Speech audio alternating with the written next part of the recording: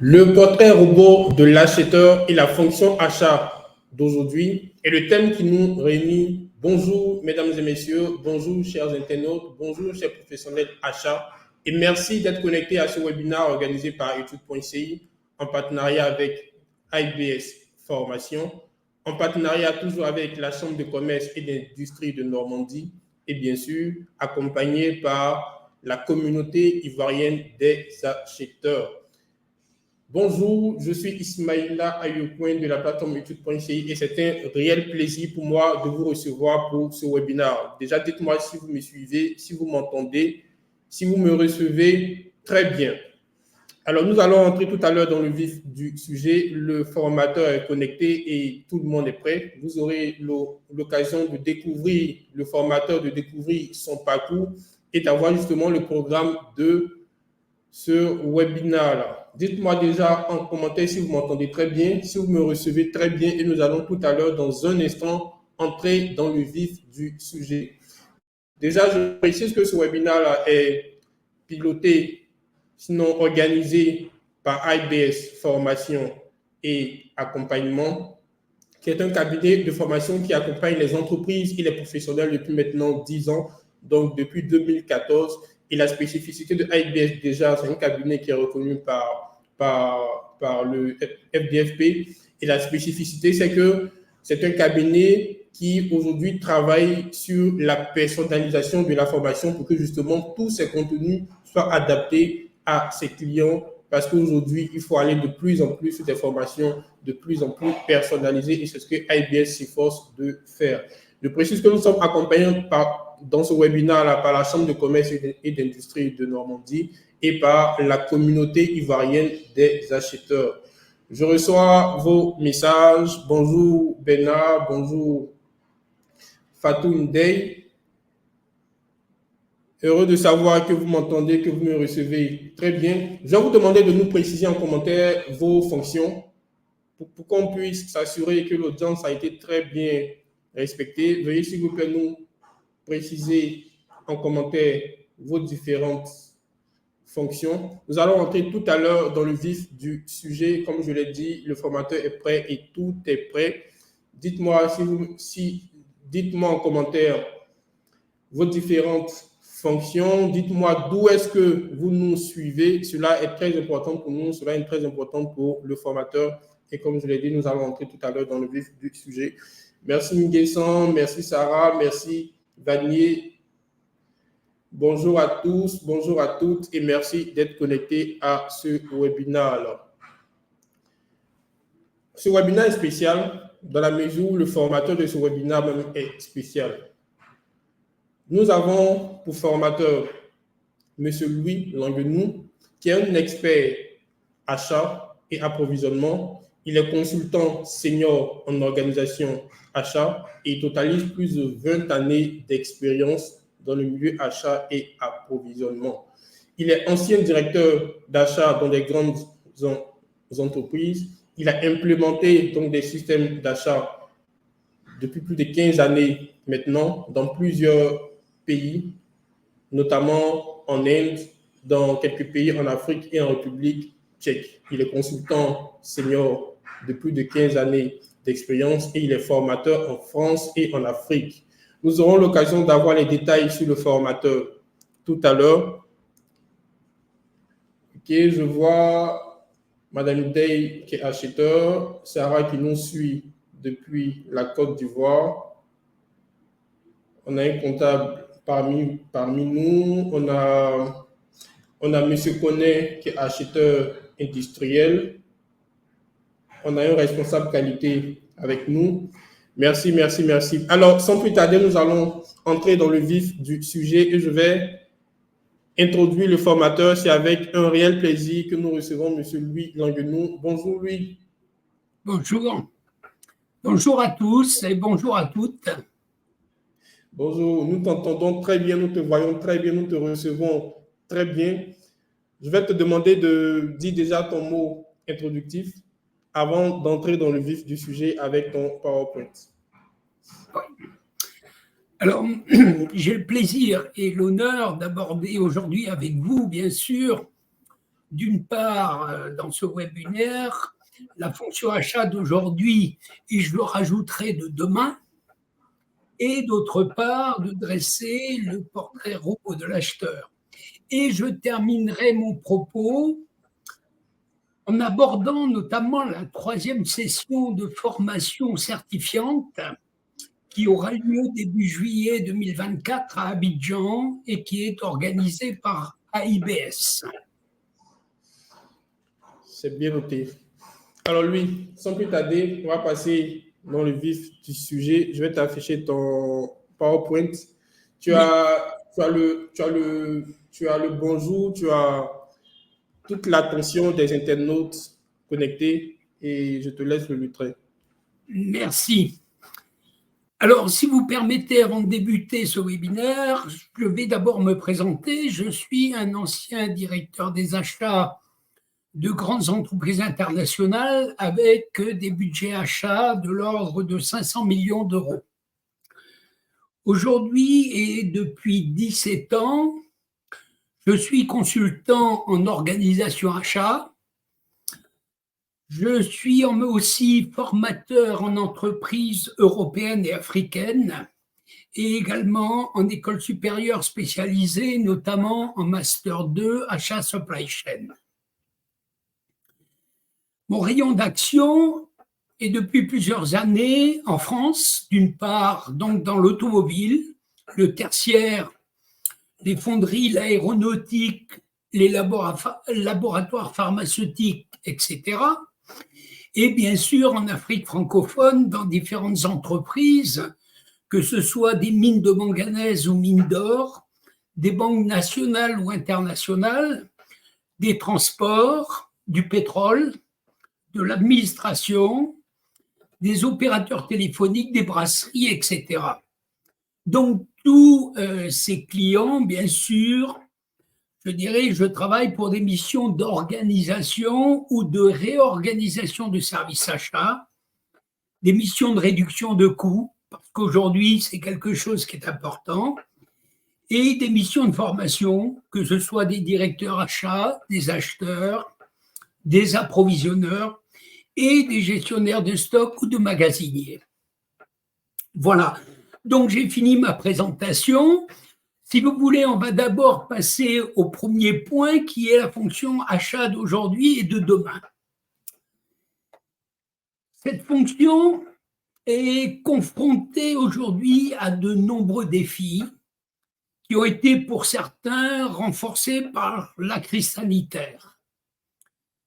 Alors que la mondialisation se redessine de manière complexe d'ailleurs, les attentes des clients concernant une production plus responsable et plus durable se renforcent. La fonction achat a su s'adapter aux changements au fil des ans pour, bien sûr, gagner en importance. Tout d'abord, et c'était d'abord, je dirais, son premier rôle, tout d'abord en assurant la compétitivité des entreprises.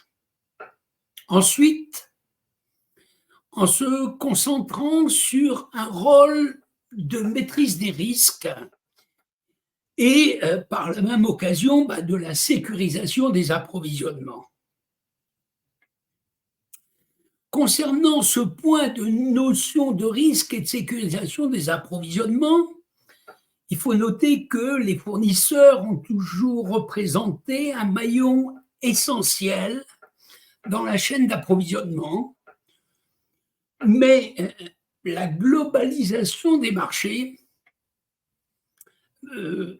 a nécessité pour les entreprises l'élargissement de leur réseau fournisseurs, souvent bien sûr à l'international. De ce fait, elles ont aussi étendu leur exposition aux risques. La gestion des risques fournisseurs est aujourd'hui une préoccupation de plus en plus critique pour les entreprises. Rentrons un peu dans le détail. La notion de risque fournisseur englobe un large éventail de menaces potentielles. Cela va des risques liés à la qualité des produits, aux risques financiers tels que la solvabilité des fournisseurs, des risques liés à la continuité de l'approvisionnement, etc., etc. À noter que les perturbations dans la chaîne d'approvisionnement peuvent avoir un impact considérable sur les activités d'une entreprise et sur sa réputation. Puis, la fonction achat a su s'adapter au changement également en se focalisant sur un rôle plus stratégique, en concentrant ses efforts sur l'accompagnement des entreprises dans l'intensification de leurs échanges internationaux notamment, et dans leur implication plus en amont sur la chaîne de valeur. Je voudrais rappeler que les achats participent à la chaîne de valeur de l'entreprise. Qu'est-ce que la chaîne de valeur? La chaîne de valeur est un concept développé par Michael Porter en 1985, qui consiste à schématiser l'entreprise comme un enchaînement d'activités interconnectées qui développent chacune une valeur plus ou moins stratégique et importante pour l'entreprise. Donc, voilà pour ce qui concerne la chaîne de valeur. Et enfin, la fonction, au cours de la dernière décennie, s'est également illustrée dans la mise en œuvre d'une stratégie de recentrage sur le cœur de métier des entreprises, ce qui a amené, bien entendu, je dirais, la sous-traitance. Pour autant, les acheteurs d'aujourd'hui sont-ils prêts pour les achats de demain? C'est véritablement la question.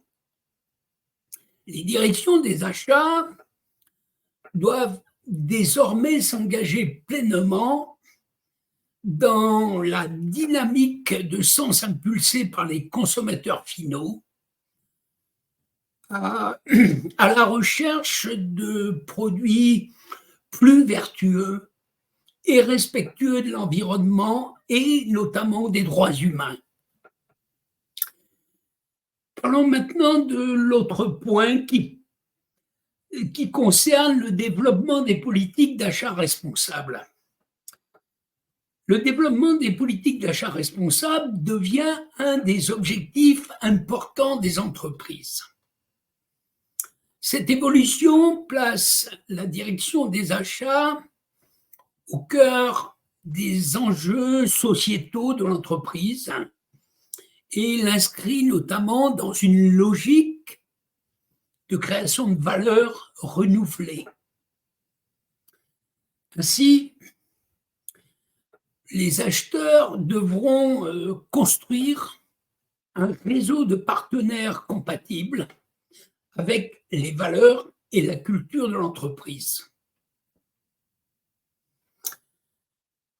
La direction des achats devra par ailleurs poursuivre la refonte de ses processus et intégrer à son fonctionnement les derniers outils numériques pour tirer pleinement parti de la révolution digitale qui est aujourd'hui une des préoccupations du service achat et porter haut la notion de compétitivité tant en termes de coûts que de délai.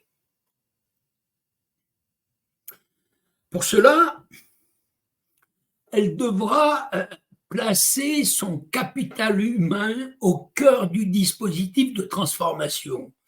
Et c'est un point non négligeable, effectivement, parce que le capital humain a un rôle important au sein du service achat.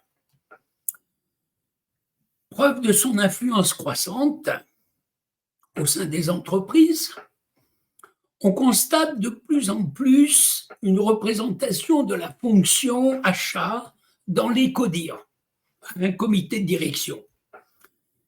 Elle est même souvent rattachée à la direction générale.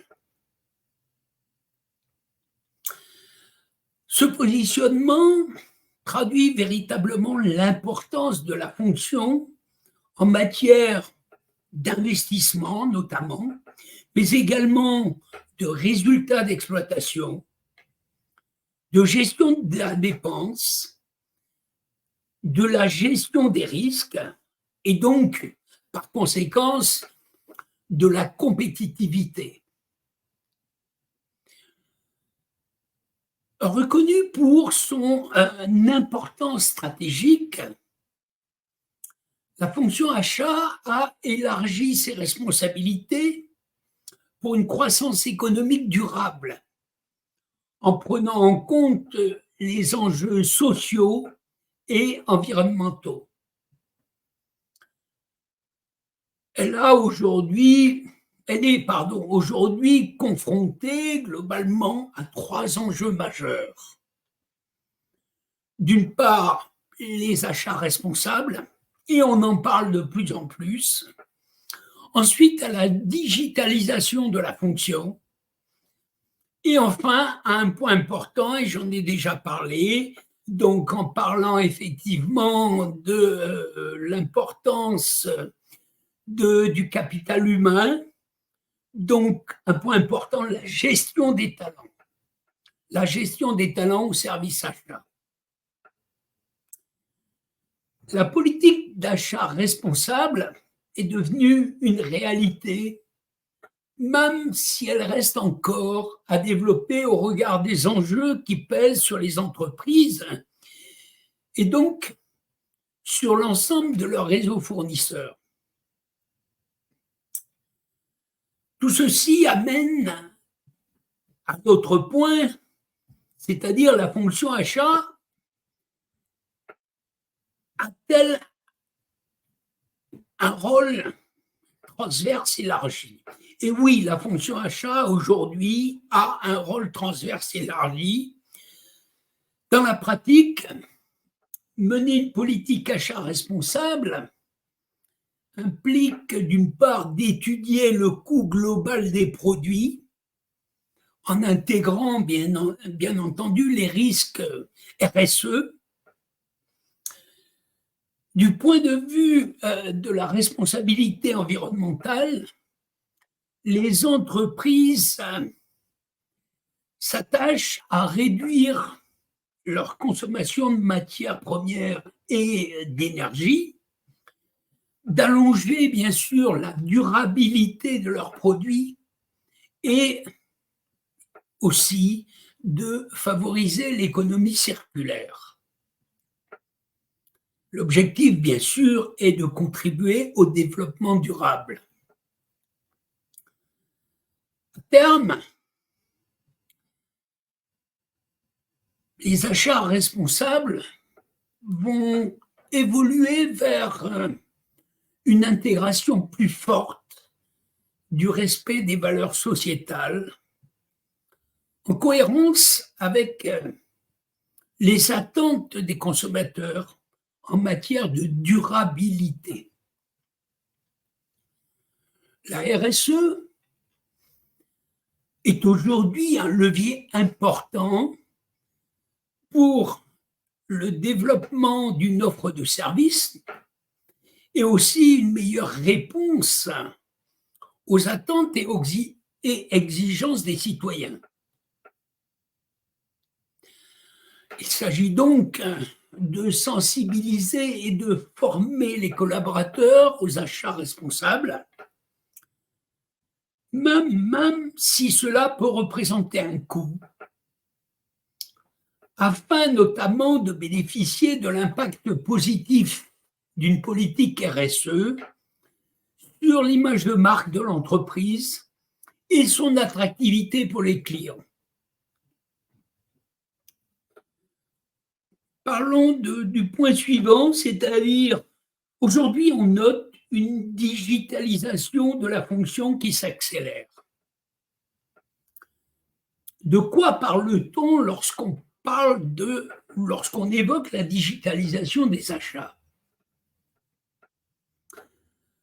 Tout d'abord, de sujets liés à l'analyse des données.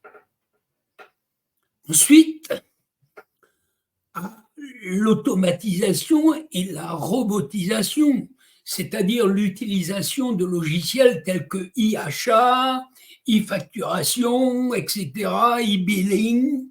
Donc, et enfin,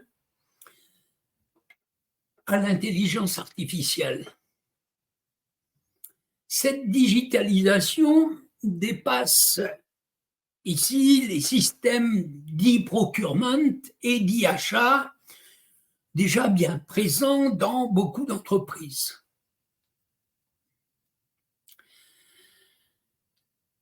Il est essentiel d'accélérer la digitalisation au sein des départements achats si l'on souhaite garantir la compétitivité des entreprises dans un environnement international hautement concurrentiel. Par ailleurs, il est intéressant de souligner que la digitalisation est à juste titre perçue et évaluée comme l'élément qui fera le plus évoluer la compétence achat dans les années à venir. Aujourd'hui, la digitalisation de la fonction progresse néanmoins. Les processus transactionnels se développent, comme la contractualisation, la gestion du risque fournisseur, l'analyse des dépenses, la gestion des données, mais elle ne pourra véritablement se développer qu'au travers des compétences des acheteurs de l'entreprise. D'où, effectivement, la nécessité d'une bonne gestion des talents au sein du service achat. En effet, la gestion des talents au sein des entreprises se révèle plus que jamais essentielle. On observe néanmoins que plus on évolue dans l'organisation, à travers des postes confirmés ou la prise de responsabilité managériale, plus l'existence d'une gestion de talent semble émerger.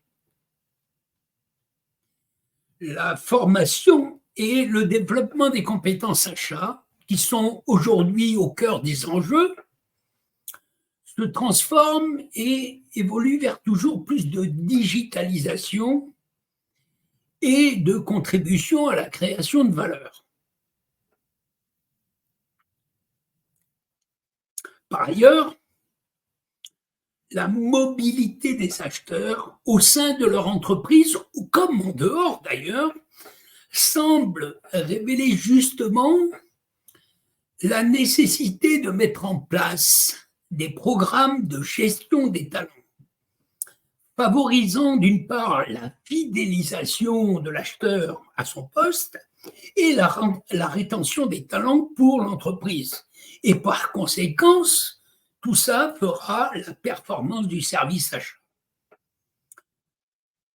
Il faut donc favoriser la mobilité interne et la montée en compétences pour gagner en performance.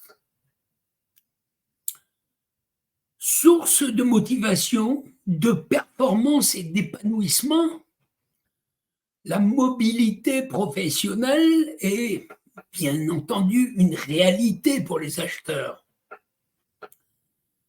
C'est d'ailleurs là l'un des enjeux des directions achats, être capable de construire une équipe dans la durée, avec des rotations de postes, tous les 2, 3 ou 5 ans, rendant parfois effectivement complexe la montée en compétence d'une équipe. Sans gestion de talents consolidés et de programmes de formation continue en lien avec les évolutions de la fonction, les entreprises courent un risque, celui de ne pas pouvoir répondre aux enjeux à venir.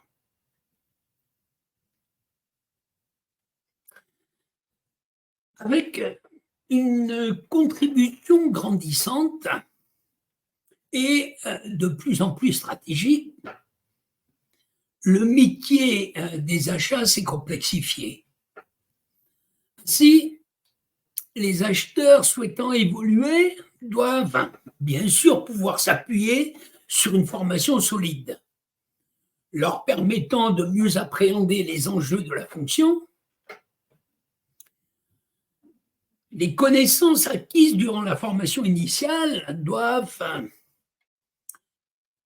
pouvoir être renouvelées dans le cadre de programmes de formation continue, par exemple, pour permettre un bon niveau de performance sur le poste, mais aussi une montée en compétences.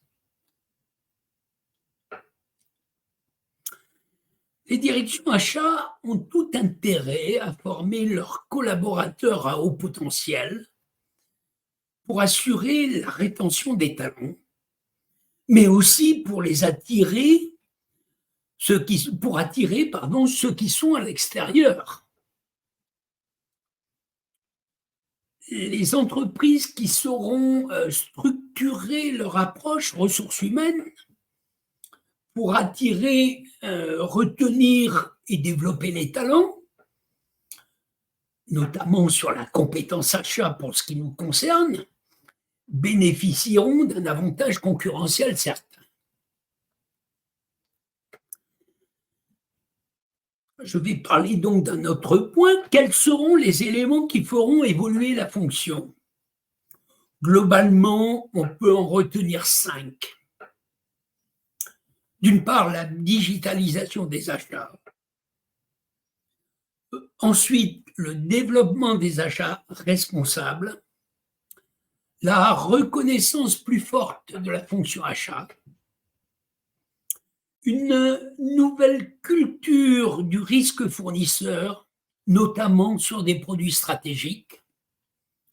Et enfin, le renouvellement des stratégies achats. Ces nouvelles priorités apparaissent comme les éléments qui feront le plus évoluer la compétence achat. Et bien sûr, la gestion des talents au sein de cette fonction stratégique d'ici 2030. En effet, de nombreux gisements d'économie sont encore à activer. L'objectif des directions achats n'est plus simplement d'être la fonction achat la plus performante, mais de rendre l'ensemble de l'entreprise performante à l'achat, tout en exerçant un rôle incontournable dans les transformations de l'entreprise à l'interne comme à l'externe.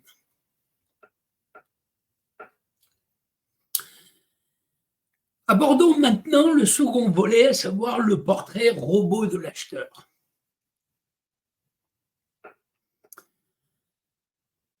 Quel est le portrait robot de l'acheteur d'aujourd'hui? Quel est son profil en matière de formation, de diplôme, d'âge, de genre, de rémunération? Comment les professionnels de la fonction achat perçoivent-ils leur quotidien et quelles sont leurs principales attentes? L'acheteur est tout d'abord un véritable professionnel de formation supérieure. Dans de nombreux métiers, la formation et le niveau de diplôme conditionnent largement le parcours professionnel. Si la relation entre le diplôme et l'accès au métier d'acheteur est évidente, car globalement, plus des 3/4 sont diplômés de l'enseignement supérieur, on constate néanmoins que des profils autodidactes c'est-à-dire sans formation achat ou de niveau bac, parviennent quand même à accéder à des postes de responsable achat ou supply chain. Le diplôme Bac+5 offre bien sûr une voie d'accès plus facile aux postes de direction. Ce sont en effet des acheteurs d'un niveau de diplôme égal ou supérieur au master que l'on retrouve en plus forte proportion dans les postes de responsable et de directeur. Aujourd'hui, alors je parle en France parce que je n'ai pas la répartition, je dirais, en Afrique, quoique, je dirais, j'ai eu l'occasion de voir que, je dirais aussi, beaucoup d'acheteurs sont des acheteuses, même en Afrique. Aujourd'hui, plus de la moitié des acheteurs sont des acheteuses, notamment en France. Ce chiffre met en exergue la parité presque parfaite au sein de la fonction achat et traduit une forte féminisation du métier. Comment peut-on expliquer ce développement ou cette féminisation? D'abord, cette tendance peut être expliquée par le développement des achats hors production au cours des dernières décennies et un accès croissant des femmes aux diplômes supérieurs, que ce soit ingénieur ou master. Cependant, on note encore une représentation moins marquée des femmes au poste de direction. Si elles sont aujourd'hui largement représentées dans la fonction de l'acheteur, elles ne représentent à peine un tiers des directeurs achats et des responsables achats en 2024, y compris en France. Cette proportion devrait néanmoins aller en augmentant dans le respect du cycle de vie de l'acheteur et de ses évolutions professionnelles.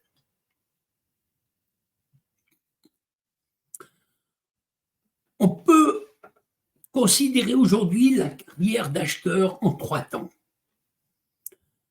Il est intéressant de noter que les étapes dans la carrière d'un acheteur suivent globalement l'évolution en fonction du nombre d'années d'expérience.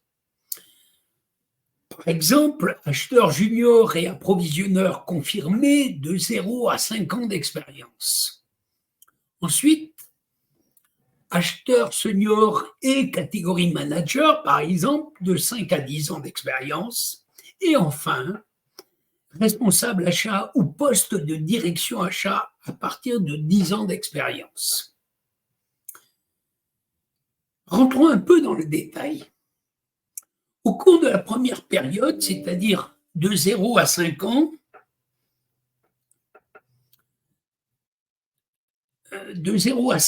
d'expérience, l'acheteur confrontera son savoir au terrain, d'une part, qui lui permettra de développer son savoir-être essentiel et des connaissances techniques liées à l'exécution opérationnelle des appels d'offres, autant qu'à la maîtrise technique des familles d'achat.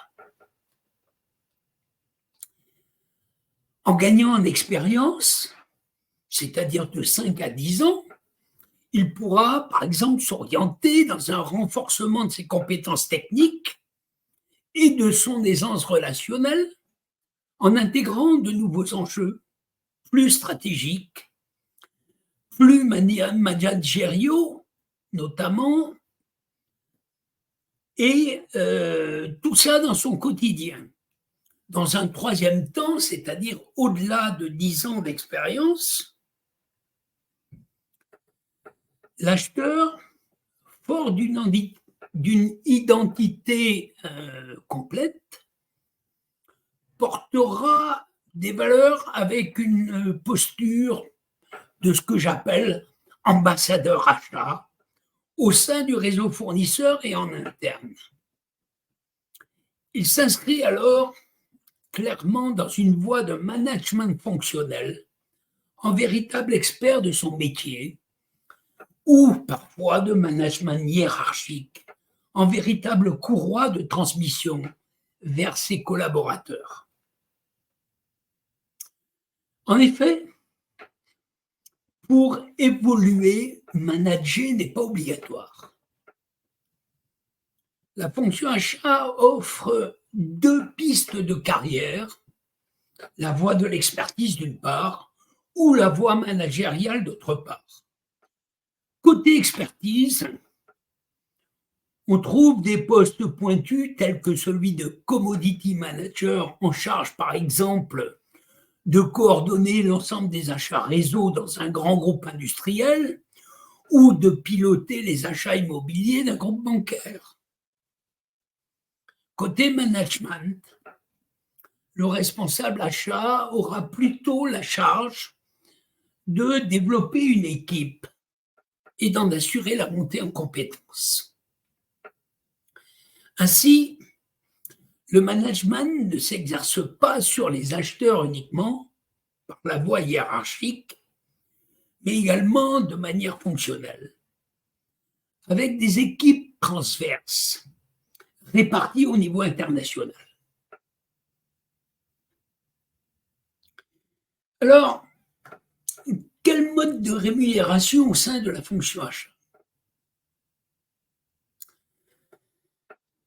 Alors que la rémunération variable représente une part de plus en plus importante de la rémunération globale dans de nombreux métiers, celle-ci demeure un enjeu pour les acheteurs, puisqu'elle ne devient une composante du salaire qu'à partir du niveau de responsable.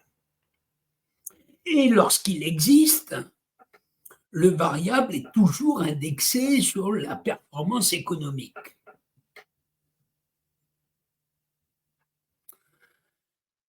La majorité des acheteurs se déclarent être un professionnel épanoui et, pour la plupart, satisfaits du poste qu'ils occupent.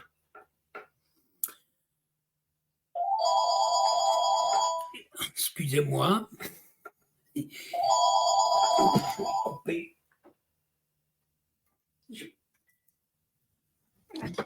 Désolé. Donc, il faut noter cependant que le niveau d'épanouissement n'est pas intrinsèquement lié au niveau de responsabilité.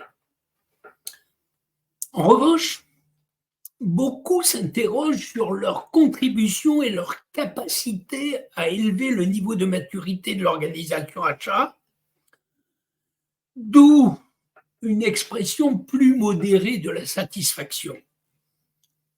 On remarque cependant que le niveau d'épanouissement au sein de la fonction achat monte avec les années d'expérience. La formation des acheteurs sera une des clés de la crédibilité de la fonction. Aussi, posons-nous la question, quelles seront les compétences clés pour les acheteurs de demain? Un acheteur performant devra avoir une expertise approfondie sur les marchés, que ce soit sur les prix, la technique, etc. Il devra également avoir la capacité de stimuler son marché fournisseur, d'installer un climat de confiance et d'exigence. De plus, il devra être un excellent négociateur. Veiller, et on en a parlé un peu plus haut, à la création de la valeur pour son entreprise, et bien sûr considérer les fournisseurs comme autant de ressources extérieures à motiver pour collaborer de manière durable, innover et enfin générer des avantages concurrentiels et gagner les marchés. Pour ce faire, l'acheteur devra maîtriser 3 types de compétences. Tout d'abord, les compétences à dominante technique, incluant d'une part les savoirs et le savoir-faire liés à l'exercice du métier. Il s'agit de maîtriser les dimensions linguistiques, financières, juridiques, méthodologiques et technologiques liées au processus achat. Ensuite, les compétences à dominante comportementale qui font référence au savoir-être de l'acheteur. Les compétences dans ce cas sollicitées sont l'écoute d'une part, l'humilité, l'éthique et la communication. Et enfin, les compétences que je qualifierais à dominante métacognitive, c'est-à-dire issues du fameux adage « connais-toi toi-même », c'est-à-dire la capacité à identifier ses propres compétences, la prise de recul, l'empathie, la proactivité, l'esprit de synthèse, la capacité d'influence et bien entendu le leadership. Au-delà de ces compétences, d'autres compétences perçues comme prioritaires pour les acheteurs de demain sont en lien avec les priorités identifiées sur la fonction, à savoir d'une part le sourcing d'innovation. Qu'est-ce que le sourcing d'innovation? C'est une combinaison d'innovation ouverte et d'identification de technologies. La veille technologique, par exemple, permet d'identifier les technologies pertinentes, de compiler les informations nécessaires et de les canaliser vers l'entreprise. D'autre part, une autre priorité de la fonction sera la mise en place des partenariats stratégiques.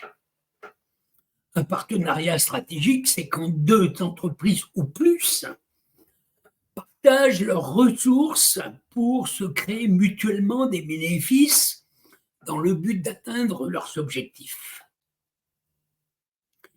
Lorsqu'une entreprise travaille avec de nombreux fournisseurs, il est important de se concentrer sur ceux qui sont les plus importants pour elle, c'est-à-dire qui ont la plus forte contribution au business.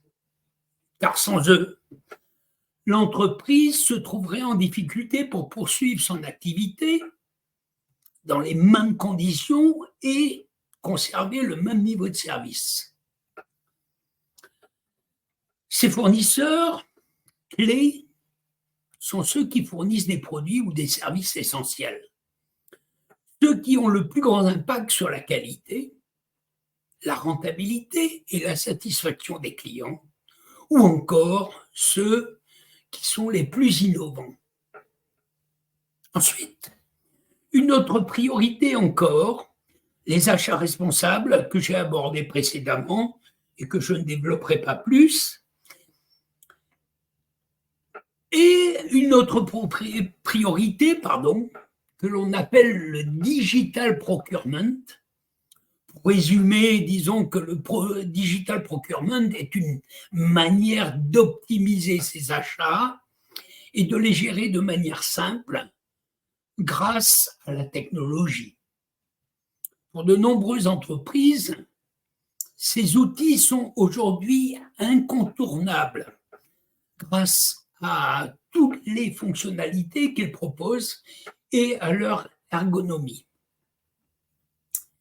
L'acheteur de demain devra mettre en place des partenariats stratégiques donc avec des fournisseurs. Il devra participer à la stratégie d'innovation de l'entreprise et stimuler ses fournisseurs afin de les amener à innover.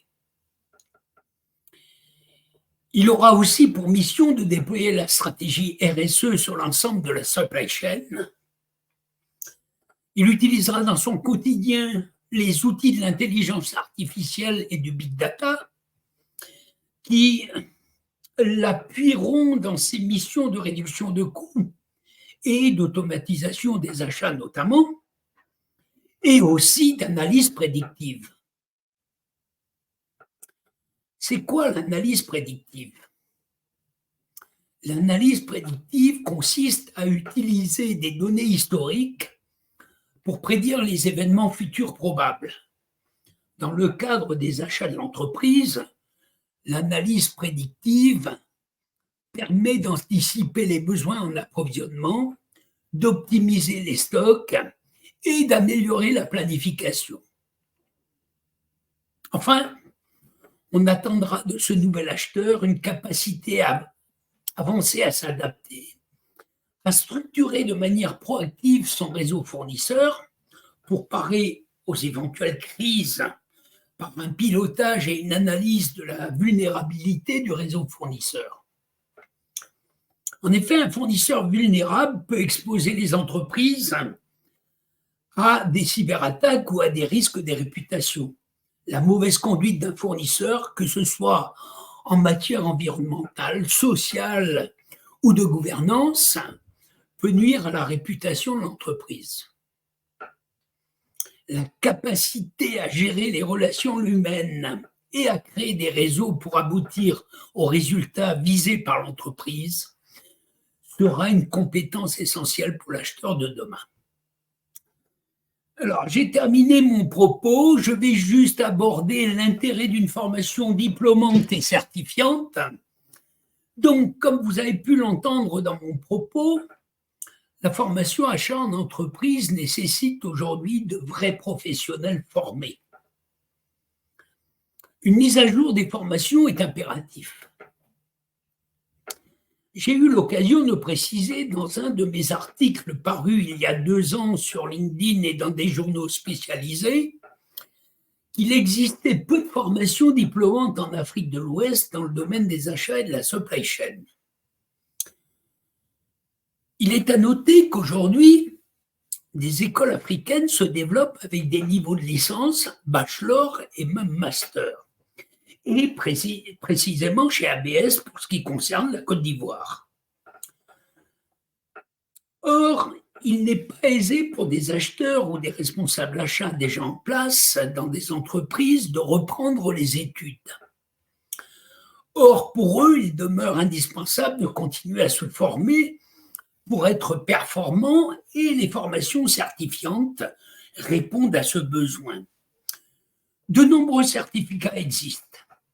Car n'importe quel cabinet ou institut de formation peut distribuer des certificats, mais ces certificats, ce que j'appellerais donnés, sans contrôle de connaissance, n'a pas de réelle valeur aux yeux des chefs d'entreprise ou des responsables de ressources humaines.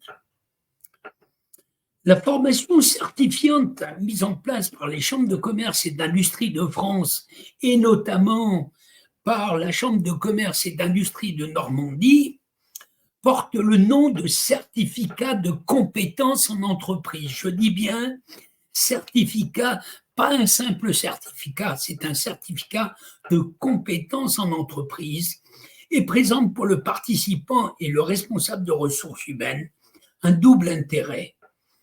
D'une part, de démontrer la compétence en achat et en approvisionnement de la personne ayant suivi la formation et car il a satisfait à l'épreuve de contrôle de connaissances sur une étude de cas sortie d'un cas réel d'une problématique achat à pro. D'autre part, je dirais, ce certificat de compétence montre le sérieux de cette formation mise en place par un organisme reconnu que sont les chambres de commerce et d'industrie de France.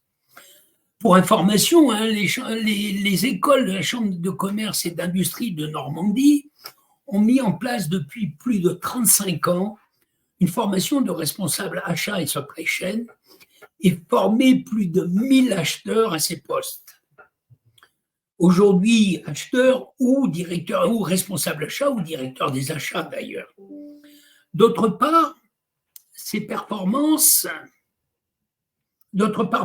formations sont assurées par des vrais professionnels des achats et ayant déjà plusieurs années d'expérience dans le domaine concerné et en poste dans de grandes entreprises.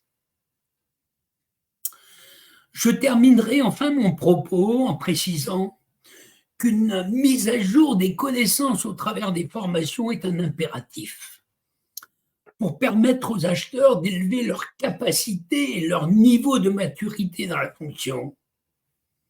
Et bien sûr que dès la première semaine de juillet aura lieu la 3e session de formation certifiante. Je vous remercie.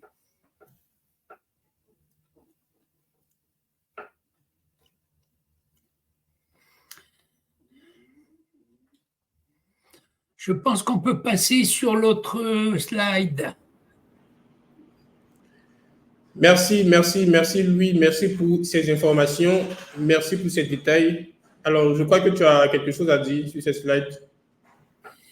Oui, alors je viens d'en parler. Donc, cette formation aura lieu début juillet avec effectivement un certificat de compétences en entreprise. Donc, pour tous les gens qui seraient intéressés, merci de vous adresser directement à IBS. Et je pense que le numéro doit figurer au bas de cette annonce. Tout à fait. Tout à fait. Je précise aux internautes que vous allez recevoir, donc pour les personnes qui remplissent le formulaire, vous allez recevoir toutes les informations sur cette formation par email. Mais déjà, au bas de l'écran, vous pouvez avoir les informations, donc le thème et le contact de IBS pour les personnes éventuellement qui sont intéressées. Une fois de plus, merci Louis, merci pour toutes ces informations de qualité, pour toutes ces informations détaillées, pour cette approche méthodologique qui nous a permis en tout cas de balayer donc tous les aspects de la fonction achat, tous les aspects du portrait robot du professionnel achat aujourd'hui et éventuellement l'importance de la formation pour un professionnel achat. Pour te permettre de souffler, je vais rappeler quelques points que tu as abordés. Donc, tu as parlé de l'achat responsable, de la digitalisation de la fonction achat et de la gestion du talent. Tu as parlé également de l'importance de former les professionnels achats parce que cela avec une image sur la marque de l'entreprise. Tu as parlé également de l'intelligence artificielle qui a un impact aujourd'hui crucial, essentiel sur le métier de l'acheteur. Également, dans la gestion de talent, tu as abordé l'importance de la fidélisation des différents talents en soulevant le fait qu'aujourd'hui, on remarque qu'on a beaucoup plus d'acheteuses que d'acheteurs. Et bien sûr, la fidélisation des talents permettra de garantir la compétence et cela peut se faire uniquement par la formation continue. Merci Louis pour toutes ces informations détaillées. Chers internautes, vous avez dès à présent la possibilité de poser vos questions en commentaire pour ceux qui éventuellement souhaitent avoir plus d'informations sur ce que le formateur vient de partager. Mais avant que les internautes, avant de prendre les différentes questions, Louis, si tu permets, j'ai une question. Oui. On a parlé aujourd'hui de l'évolution du professionnel achat vis-à-vis donc des fournisseurs principaux. Ma question est relative au fonctionnement du professionnel achat au sein de son entreprise. C'est-à-dire comment aujourd'hui il travaille à relever son importance au niveau de sa direction, au niveau de sa hiérarchie pour que de plus en plus il soit pris en compte, il soit consulté dans les décisions stratégiques de l'entreprise. Oui. Alors, aujourd'hui, ce qui est important, alors je vais parler pour ce que je connais notamment au niveau de l'Afrique. Parce que globalement, aujourd'hui en France, la fonction achat, elle est mature.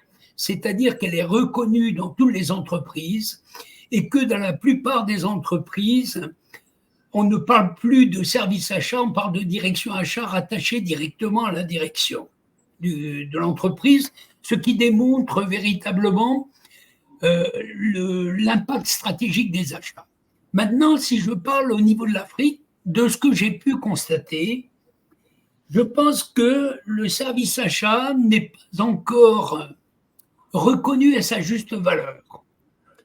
Alors, comment permettre au service achat d'être reconnu à sa juste valeur, je pense un des premiers points, c'est de travailler véritablement sur la rentabilité de l'entreprise.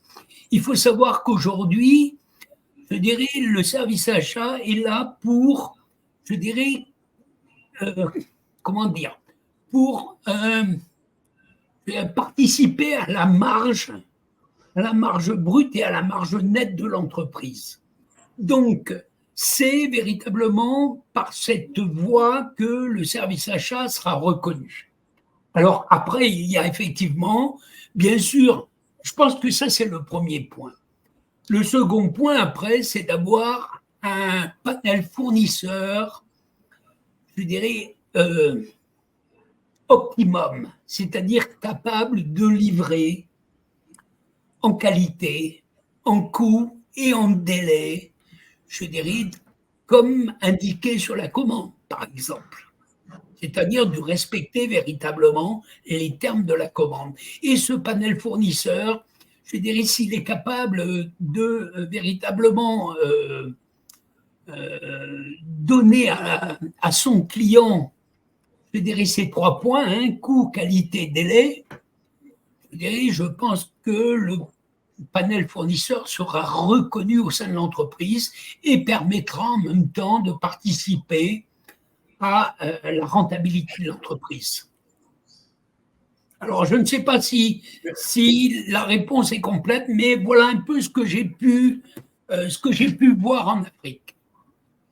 Tout à fait. La réponse est non seulement complète, mais elle est vraiment adaptée à d'autres contextes africains précis. Merci infiniment, Louis. J'ai une deuxième question. Tu as parlé dans le déroulé de l'importance, certes, de la formation côté technique pour le professionnel achat, mais tu as terminé en disant qu'il était important pour le professionnel achat de développer également d'autres compétences, notamment la capacité d'influence, le leadership. Et j'aimerais savoir si la formation que IBS organise englobe tout cela. Est-ce qu'en plus des modules réservés spécifiquement aux professionnels achats, est-ce qu'il y a des modules de développement de compétences telles que l'influence et le leadership? La formation qui est faite donc au niveau IBS, hein, c'est le titre de la fonction, enfin le titre de la formation, le titre réel de la formation, c'est méthode et outils d'un vrai professionnel des achats.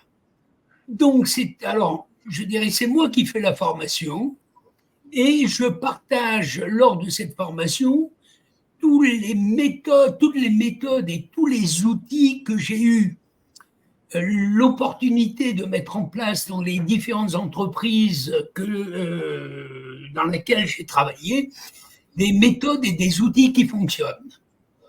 Voilà, alors ça c'est le but de la formation. Après, pour ce qui concerne le leadership, etc., il existe des formations spécialisées, mais je dirais ça ne rentre pas dans mes compétences. On est plus là, si vous voulez, sur les techniques de management. Ok, d'accord.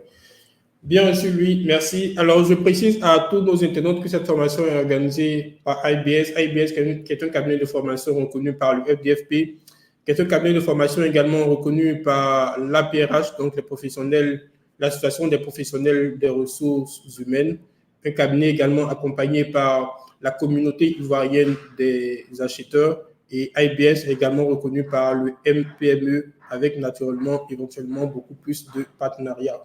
Lui, nous avons une question. Tu as parlé aujourd'hui d'une des compétences essentielles qui est de faire le lien entre la fonction achat et le développement du chiffre d'affaires de l'entreprise parce que c'est ainsi que le professionnel achat pourra avoir de l'influence. Donc, on a une question, Jean-Baptiste, qui demande, dans ce cas, est-ce qu'il y a une interaction donc directe entre la fonction achat et la fonction vente? Et si oui, laquelle, sinon, comment, en tant que professionnel achat, on peut optimiser les ressources et faire gagner justement de l'argent à l'entreprise? Ok. Alors, il y a obligatoirement un lien entre les achats et les ventes. Et je dirais plutôt entre les ventes et les achats. Parce que, je dirais, s'il n'y a pas de vente, il n'y a pas d'achat. Donc, simplement, je vais dérouler le processus. Tout simplement, pour établir un budget achat, il faut qu'on connaisse effectivement tout ce qui va se vendre. Parce que sans connaissance, il n'y aura pas de budget. Donc ça, c'est le premier point. Mais au-delà de ce point-là, je dirais, il y a les discussions permanentes avec les ventes. D'une part, pour connaître quels sont les véritables besoins du client. Et donc, les achats doivent intervenir aussi pour répondre aux besoins des clients. Alors, bien sûr, au travers de ce que fera l'entreprise, du bureau d'études, etc. Mais les achats sont là aussi pour répondre, je dirais, aux besoins du client final. Et donc, on travaille comme les vendeurs, on travaille à la satisfaction du client. Donc, les relations, j'aurais tendance à dire, elles sont permanentes. Elles sont permanentes depuis l'établissement du budget jusqu'aux différentes relations sur la qualité, sur les délais, sur les besoins des clients, tout simplement. Alors, je ne sais pas si ça répond totalement à la question, mais voilà ce que je peux dire. D'accord, on peut déjà comprendre de tes dits qu'il y a un lien direct entre la vente et l'achat. Merci infiniment. Oui, je réitère que tu as les remerciements des internautes. Donc, il y a Maëva qui te remercie, on a Patterson qui te remercie, on a René qui te remercie et on a Bernard qui te dit infiniment merci pour la présentation. Également, Guesson qui est très satisfait de la réponse que tu viens d'apporter, qui te remercie. Alors lui, on a une question particulière, donc celle de Philippe Fofana. Tel que je comprends, lui, il n'est pas acheteur, mais justement, il fournit des services aux entreprises. Donc, vu que en tant que fournisseur de services, il faut bien comprendre sa cible, sa question, c'est de savoir, est-ce que s'il se forme à la formation que tu prévois, est-ce que cela va lui permettre de bien comprendre ses clients, sa cible, pour justement adapter ses produits et répondre exactement aux besoins de ses clients? Oui, alors je pense qu'il trouvera un intérêt à cette formation pour plusieurs raisons. D'une part, je dirais comprendre le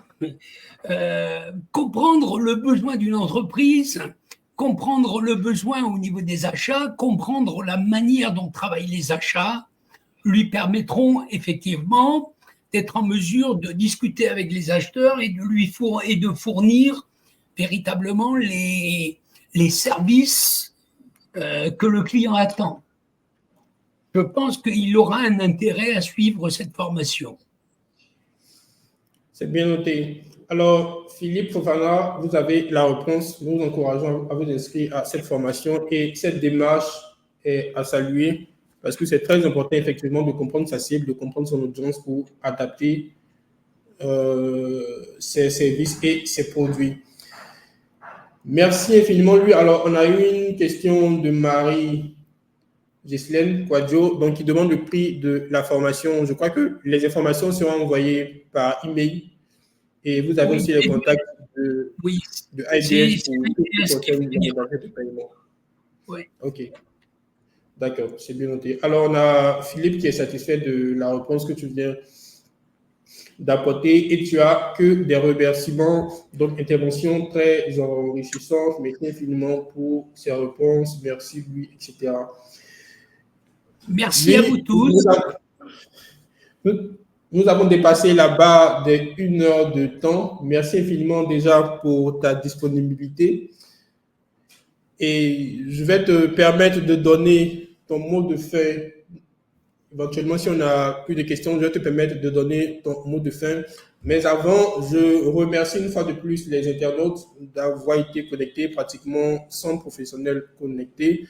Je vous remercie pour votre temps, pour votre disponibilité. Je précise que ce webinaire-là est fourni gratuitement par IBS, donc cabinet de formation agréé par le FDFP, agréé également par la Chambre de commerce et d'industrie de Normandie et accompagné par la communauté ivoirienne des acheteurs.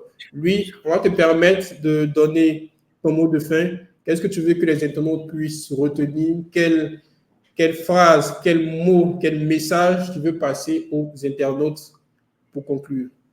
Tu as la parole, Louis. Alors, les achats aujourd'hui, alors je vais parler des achats en Afrique juste en disant les achats en Afrique sont en train de se développer et c'est véritablement une voie qui se développera de plus en plus et elle ne pourra se développer qu'au travers des acheteurs professionnels et pour les acheteurs professionnels au travers, je dirais, des formations qu'ils suivront et de leur montée en compétences. Voilà ce que je voulais dire. Merci, Louis. C'est très clair, c'est détaillé. Louis, j'aimerais déroger à la règle, vraiment, si tu permets. Oui. On va prendre une toute dernière question. Je sais qu'on a dépassé le temps. Alors, on a Mariam qui demande, tu as beaucoup parlé de l'achat responsable. On sait qu'aujourd'hui, il y a des questions d'environnement, ISO, etc. Oui. Donc, qu'est-ce que tu veux dire concrètement par achat responsable? Ça veut dire qu'aujourd'hui, ce que l'on demande quand on fait des achats responsables, c'est d'abord d'acheter la juste quantité. C'est-à-dire pour éviter de jeter, c'est-à-dire pour éviter de mettre à la poubelle des stocks que l'on n'utilisera pas. Ça, c'est le premier point. Mais c'est aussi, achat responsable, c'est aussi éviter de travailler ou ne pas travailler avec des entreprises qui font travailler des enfants. C'est aussi, je dirais, travailler avec des entreprises qui sont vertueuses, c'est-à-dire, par exemple, des entreprises qui refusent toute corruption. Donc, on est véritablement, alors c'est très très large. Quand on parle d'achat responsable, c'est très très large, parce qu'effectivement, ça parle du social, ça parle de l'environnement, ça parle du social, etc. Donc, c'est très très large. Mais véritablement, aujourd'hui, les achats responsables sont dans l'air du temps. Et en France, on a beaucoup d'acheteurs qui travaillent avec les fournisseurs pour que nos fournisseurs deviennent aussi des entreprises responsables. Et je pense que ça viendra rapidement en Afrique aussi, parce que je pense que de plus en plus, les pays et les entreprises ont tendance à protéger un peu l'environnement. Que ce soit l'environnement social, que ce soit l'environnement technique, etc. Tout à fait, tout à fait. Je crois que ça l'est déjà, c'est déjà appliqué en Afrique ici, de plus en plus, surtout avec les questions de RSE. Je pense que oui, les entreprises s'efforcent de plus en plus à respecter, donc à être de plus en plus responsables dans leurs différentes fonctions. Merci infiniment, Louis. Alors, Louis, on a des questions qui fusent. Alors, je me dois de demander ton autorisation. Est-ce que tu permets qu'on prenne encore une ou deux questions? Oui, bien sûr. D'accord. Merci infiniment, Louis. Alors, j'ai vu une question passer tout à l'heure. Donne-moi un instant pour que je la retrouve. Alors, avant que je la retrouve, on a Liliane qui te remercie pour cette présentation enrichissante. Alors, on a la question de Moussa Silla. Tu as parlé de l'intelligence artificielle quand tu parlais de l'impact de la technologie. Donc, ce qu'il veut savoir, c'est quel est le lien et peut-être aussi, j'ajoute à ça, est-ce que tu as des exemples d'influence de l'intelligence artificielle sur la fonction achat? Alors, il existe aujourd'hui, par exemple, pour le sourcing fournisseur, l'intelligence artificielle sera véritablement un outil très utilisé, sera très utilisé. Il commence à être utilisé en France dans la recherche des fournisseurs parce que l'intelligence artificielle présente l'avantage de cibler véritablement les fournisseurs qui correspondent à notre recherche. Ça, c'est le premier point. Au niveau du sourcing, c'est certain que ce sera utile. Je continue pour connaître véritablement aussi les problèmes fournisseurs, c'est-à-dire les problèmes financiers, les problèmes, je dirais, de délai, etc. Tout ça sera disponible, je dirais, au travers de l'intelligence artificielle. Je pense qu'on est au début de l'ère de l'intelligence artificielle dans les achats, mais je reste persuadé que véritablement, ce sera un outil hyper important. Alors, je voudrais juste faire une petite aparté. Quand j'ai démarré ma fonction achat, on travaillait avec un site qui s'appelait, un site avec une société qui s'appelait Compass. Le Compass est une base de données aujourd'hui fournisseur. À l'époque, je dirais, quand on cherchait un fournisseur, on avait à peu près 1,50 m de bouquins. Et dans les 1,50 m de bouquins, il fallait trouver le fournisseur qui correspondait. Aujourd'hui, le Compass, je dirais, vous allez sur Internet. Bon, c'est vrai qu'il faut payer, mais vous allez sur Internet et dans les 3 minutes qui suivent, vous avez le nom de fournisseur que vous cherchez. Eh bien, je pense que l'intelligence artificielle, je dirais, apportera à peu près la même chose, c'est-à-dire dans d'autres domaines. Je ne sais pas si mon exemple est concret, mais voilà un peu ce que je peux dire. Merci pour la réponse et en plus de la réponse pour l'exemple. Je pense que nous avons très bien compris la réponse, non seulement dans tout ce qui est information, mais aussi dans l'analyse des données qui permettra justement aux professionnels achats de prendre des décisions plus éclairées, plus justes. Tu as une fois de plus... Et je n'ai pas parlé, bien sûr, de l'analyse prédictive que permettra effectivement de faire l'intelligence artificielle. Effectivement, pour prendre des décisions d'approvisionnement et comme aussi tu l'as dit, pour commander juste, pour ne pas avoir à jeter après. Oui. Merci infiniment, Louis. Tu as des remerciements et les personnes qui ont posé les différentes questions ont pris la peine d'écrire pour dire en tout cas qu'elles ont bien reçu, que c'est clair. Merci infiniment, Louis, pour ta disponibilité, pour cette méthode pédagogique qui nous permet en tout cas de bien comprendre.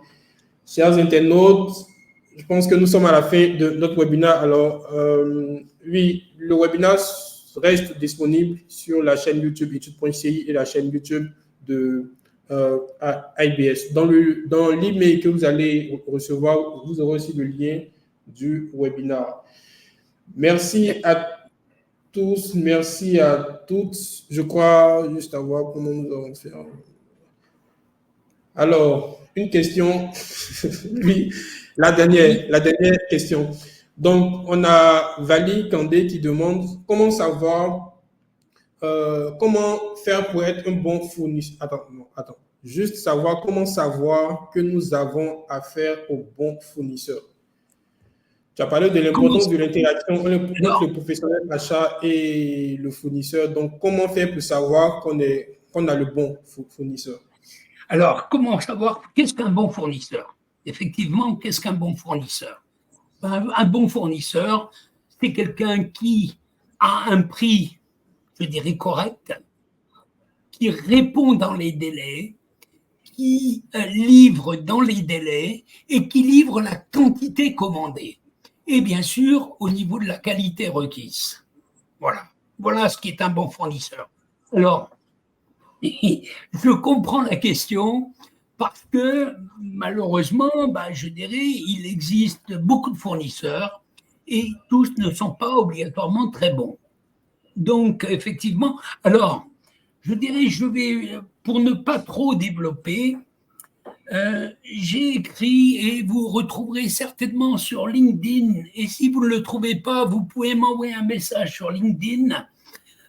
J'ai écrit un article qui parle bien sûr je dirais, la sécurisation de la chaîne d'approvisionnement et l'impact du choix des fournisseurs sur la chaîne d'approvisionnement. Et je parle à ce niveau-là des différents critères qu'il convient de vérifier pour choisir un bon fournisseur. Ok. D'accord, c'est bien noté. Je pense que la réponse est claire. Tu as parlé du fournisseur. Pour reconnaître un bon fournisseur, il faut mettre l'accent sur la qualité. Donc, est-ce qu'il livre un produit de qualité? Ensuite, est-ce qu'il livre le produit qu'on a effectivement commandé? Et enfin, c'est est-ce qu'il respecte le délai qu'on a imposé? Je pense que la réponse est claire, mais éventuellement, comme tu l'as dit, pour les personnes qui souhaitent en savoir plus, vous pouvez trouver Louis sur son compte LinkedIn. C'est le même nom, donc vous pouvez chercher le nom sur LinkedIn et naturellement l'écrire pour d'éventuelles questions. Merci infiniment, Louis, pour ta disponibilité. Merci pour ton temps, merci pour ces détails, merci pour ces informations. Merci à iBet Formation pour ce webinaire-là qui permet d'enrichir, donc de donner beaucoup d'informations essentielles pour les professionnels achats. Je vais une fois de plus encore rappeler, la formation aura lieu du 1er au 5 juillet 2024 en présentiel, je précise, de 8h à 16h. Et comme le formateur l'a dit, le thème de la formation, c'est maîtriser les méthodes et outils d'un vrai professionnel des achats. Vous allez recevoir toutes les informations par email et pour les personnes qui souhaitent contacter dès maintenant le cabinet, vous avez le contact qui est tout en bas, mais aussi au niveau de l'écran. Donc, je rappelle le 07 79 48 11 02 et le 27 22 41 17 31. Je pense, lui, tu as répondu à toutes les questions. Merci infiniment. Je vais remercier également tous les internautes et on va mettre fin à ce webinaire. Merci infiniment, lui. Merci. Merci. Bonne journée, bon week-end. Merci. Au revoir. Au revoir.